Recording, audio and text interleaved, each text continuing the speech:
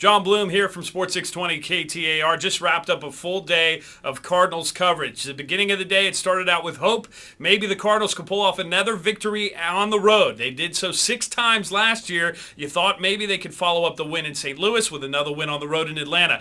But when they came out, you could tell quickly that they just did not match the enthusiasm, the intensity, and the effectiveness of the Atlanta Falcons today. 41-7, the final score. And you know what? It wasn't even really that close. This was a blowout from the beginning of the game when the Falcons came out and they punished the Cardinals on the offensive line, on the defensive line. This war was won in the trenches, and it was won very early. I don't know if it's really an effort thing for the Cardinals or if they just didn't get it together, if they didn't have it. Sometimes that happens for football teams. So the biggest question is, how does this team respond? We saw it a couple years ago when the Cardinals got pounded. They responded well. In fact, they got pounded big time on the road a couple of times in the year that they made their run to the Super Bowl. They were able to respond, and there's a lot of factors to that. One of the biggest ones is the leadership of the team. When you have guys in the locker room, besides just the coaches, now you know the coaches are going to get on the team, they're going to watch this film, they're going to be able to tell them what they did wrong. In fact, most of those players are smart enough, they'll be able to see what they did wrong just watching this game back. But the biggest thing is the leadership inside that room.